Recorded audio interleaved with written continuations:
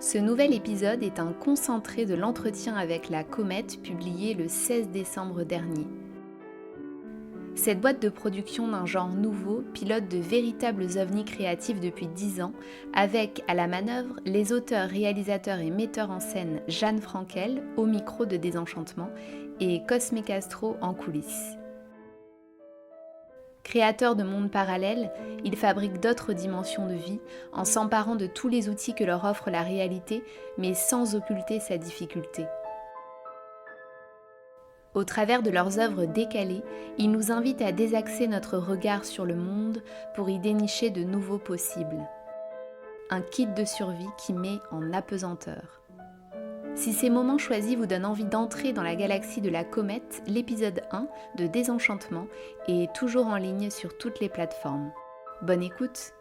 Et Cosme m'a dit le plus grand désenchantement, c'est quand le câble HDMI ne marche pas. C'est quand le flux est rompu entre notre fabrication et le spectateur. Moi, je rêve beaucoup et depuis toute petite, j'ai toujours fait très attention à mes rêves et je sais pas comment dire, je les fabrique, mais j'en prends très soin, quoi. C'est le sens de la vie, enfin, c'est tout ce qu'on a à l'intérieur de nous et qui résonne avec comment on perçoit le monde. À un moment, on se heurte au monde réel et la création vient contrebalancer le monde réel. Je crois que c'est l'endroit où on trouve l'équilibre de survivre dans ce monde. Avec Cosme, on était ensemble, c'était le début de notre histoire. Il y a eu les attentats du 13 novembre. Là, ouais, le monde réel devient très violent et Adieu Bohème ou Le Bal, qui sont nos premiers projets, répondent aussi à ça. Le Bal, c'est l'idée d'une bande de potes qui, avec pas de moyens et dans des conditions, on était en plein dans cette période d'attentat. Qu'est-ce qu'on fait?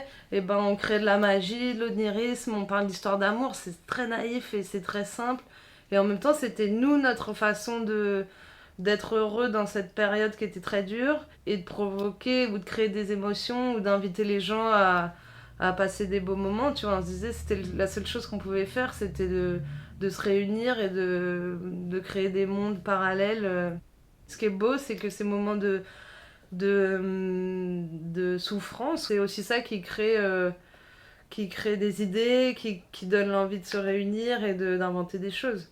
En fait, on s'aperçoit que ça fait des années qu'on parle du deuil et de la mort. En fait, je crois qu'il y a un truc très très très morbide dans notre travail finalement. Je pense que la création, elle est très liée à la mort d'une façon. L'autre jour, on avait une bonne discussion en scooter, on se disait, en fait, le cinéma pour nous ou la création sert à montrer le monde invisible, à mettre des images sur ce qu'on peut pas voir avec nos yeux. Et le cinéma, on peut faire croire qu'on le voit avec nos yeux, mais c'est à travers des images fabriquées. On crée des choses pour raconter le monde invisible. Il y a plein d'endroits qu'on crée dans nos histoires qui sont des façons d'inventer un monde qu'on aimerait bien vivre. On aime bien un peu désaxer la réalité. C'est de mettre de la fiction dans la réalité. Et de faire des films en direct, ça permet ça. C'est de décaler un peu le réel pour le rendre fantastique. Moi, souvent, je me suis demandé à quoi ça servait de faire ce que je faisais dans la vie, c'était quoi mon métier. Et il y a plein de moments où j'ai trouvé que c'était absurde et fou. Et à d'autres moments, je me suis dit que c'était la chose la plus primaire des humains, quoi, depuis le temps des hommes des cavernes. On peint sur les murs et on se raconte des histoires et on fait de la musique. C'est la seule chose qui traverse l'histoire de l'humanité, ouais. C'est la création. Il y a une chose dont on a absolument besoin pour vivre heureux, c'est de se raconter des histoires.